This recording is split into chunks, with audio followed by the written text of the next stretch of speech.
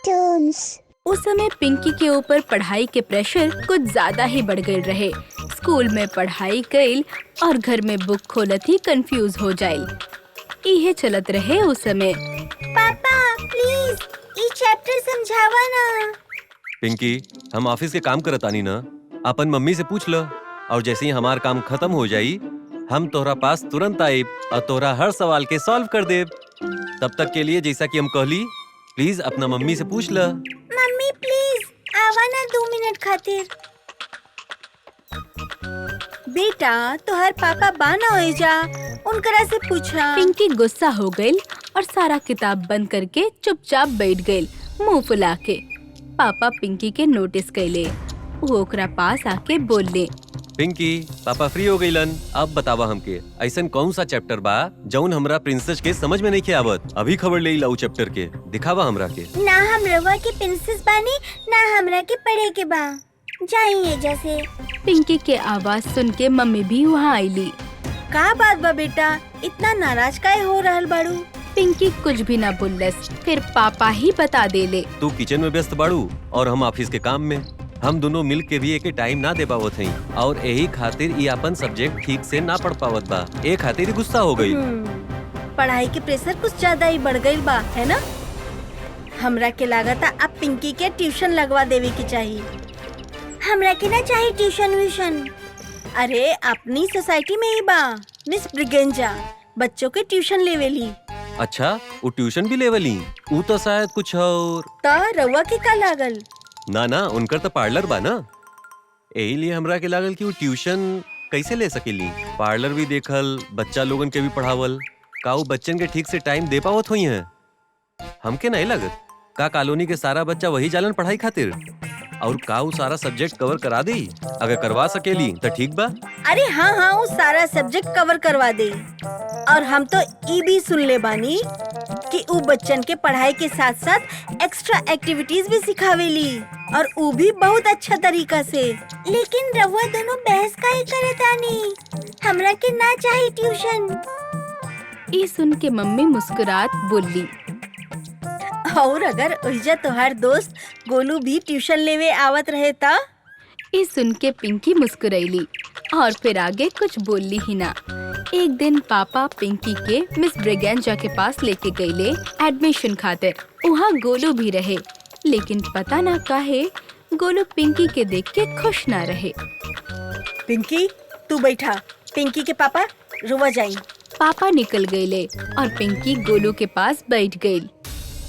काम भाई गोलू, हमरा आए से तू खुश ना बा? लेकिन गोलू कुछ ना बोलस। बोली miss Braganza, Pinky stand up. तोरा के पता ना बा कि हमरा क्लास में बात करे के अलाउ ना बा? ब्रिगेंजा के एकदम रूड बिहेवियर पिंकी समझ ही ना पाई। Sorry ma'am. एजा सॉरी से काम ना चलता, सीधे पनिशमेंट मिलेला। जाओ अंदर, फ्रिज से हमरा खातिर जूस लेके आवा। पिंकी बेचारी डर गई। जूस लावे खातिर अंदर किचन में आई। अंदर जाके वो देखलस बंटी बर्तन साफ करत रहे। अरे तू पढ़े आयल बना, तब बर्तन काहे साफ करता? तभी मिस ब्रिगेंजा जोर से चिल्लैली और पिंकी चुपचाप उनका खातिर जूस लेके गई। 1.5 घंटा बाद ट्यूशन खत्म भइल और अचानक मिस ब्रिगेंजा के बिहेवियर चेंज हो गई। डियर स्टूडेंट्स, आज के क्लास तो खत्म हो गई। अब आप लोग घर जाइबा, हम रात भर रउआ के मिस करब। इला हमरा तरफ से रउआ सबके लिए चॉकलेट। ऐसन कह के मिस ब्रिगेंजा जाए के सबके कहली और चॉकलेट दिली। पिंकी के 2 गो दिली। पिंकी तू दूला, आज तोहर पहला दिन बा ना? पहला ही दिन ऐसन ड्रामा देख के पिंकी बिल्कुल कंफ्यूज हो गई। वो गोलू से पूछलस, गोलू ऐजा ये सब का हुआ था? तोके यहाँ ना आवे के चाहत रहे पिंकी। मिस ब्रिगेंजा बहुत खतरनाक बाड़ी। ट्यूशन के नाम पे छोटा छोटा बच्चा के टॉर्चर करेली, उनका से काम करवावेली, मारेली, पीटेली, चिल्लाएली। तो तू ऐजा का करता? या पढ़त काहे बा? तू अपन पेरेंट्स से उनका शिकायत काहे ना करता? कोनो फायदा नहीं खे। उस सारा पेरेंट के अपन वश में करके रख ले बाड़े। वो देखो। पिंकी देखलस बंटी के पापा मिस ब्रिगेंजा से हंस हंस के बात करत रहले। मैडम, पहले बंटी बहुत शरारत करत रहल, अब बिल्कुल शांत हो गइल। और घर के बर्तन साफ करे में मम्मी के मदद भी करेला। कैसे ना करी, हम सिखैले बानी। बच्चा बड़न तक का बा, उनकरा के सारा काम सीखे के पड़ी, तभी तो जीवन में आगे बढ़ी है। यू आर ग्रेट मैम, तोहार क्लास सबसे अलग बा। ओके ओके रहुआ आप जाई, हमरा के पार्लर में भी काम बा। सब कुछ देख के पिंकी शॉक्ड रह गई रहे। गोलू ही गलत बा। हम एजा सिर्फ पढ़े आवेनी ताकि पढ़ाई के प्रेशर कम होए। ई मैम बच्चन पर और ज्यादा प्रेशर डालतानी। इन पे तो चाइल्ड लेबर के केस बनेला। यही से कहा तानी कल से मत आव, हमने तो बुरा तरह से फंस गइल बानी, तू निकल ला। नहीं गोलू, अब हम सब कुछ ठीक करके जाए। लेकिन कैसे? तू कुछ मत सोचा, बस हमारे सुपर पावर पे भरोसा रखा। दूसर दिन शाम के सब ट्यूशन खातिर मिस ब्रिगेंजा के हॉल में जमा भइले। पिंकी एगो चिट्ठी मिस ब्रिगेंजा के देवेली। मैम, ई चिट्ठी रहुआ के एगो बाबाजी देवे के कहले रानी। बाबाजी इहो कहले रानी कि ऊ अंतर्यामी बा, सब जानतानी। पिंकी गोलू के पास आके बैठ गईली और मिस ब्रिगेंजा वो चिट्ठी पढ़े लगली। देखिया, अब आई मजा। पिंकी के बाउट होंगी बाबा। का भइल मैम? का लिखल बा ई चिट्ठी में? एमे लिखल बा कि अगर बच्चन की टॉर्चर करबू तो तोहर मूछ निकली। ये सुन के सारा बच्चा हंसे लगले। हंसा मत, नहीं तो पनिशमेंट मिली।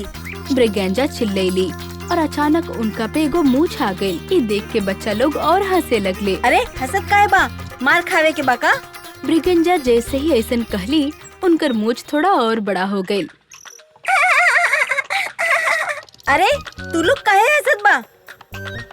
अरे मैम, आईना में देखी, सच में आपके मूछ निकलल बा। ब्रिगेंजा जैसे ही आईना में देखली, वो जोर से चिल्लैली। वो जैसे ही चिल्लैली, फिर से मूछ बढ़ गई बंटी जा पार्लर से हमरा खातिर हेयर क्लीनर किट लेके और आओ। मूछ फिर से बढ़े लागल। मैम, नो टॉर्चर, नहीं तो रहुआ के मूछ हनुमान जी के पूछ के जैसन लंबा हो जाई। Yes Pinky, you right. हमें पार्लर जाके एकरा के क्लियर करतानी। बच्चा लोग सुना, आई एम सॉरी, हम बहुत टॉर्चर कैनी तू लोगन के। बाय, हम जाता नहीं। लेकिन मैम, ट्यूशन? तू लोग कोनो दूसरा ट्यूशन टीचर ढूंढ लिया। अब हम पार्लर से कब्बो बाहर ना आए। ऐसन कह के मिस ब्रिगेंजा भाग गईली और हंस हंस के सारा बच्चा के हालत खराब हो गई। फिर सारा बच्चा खूब सारा मस्ती कैले, एक दूसर के साथ हंसी मजाक कैले और फिर आपन आपन बुक्स के साथ आपन आपन घर वापस चल गईले और आपन पेरेंट्स के पूरा कहानी बता के खूब मस्ती कैले।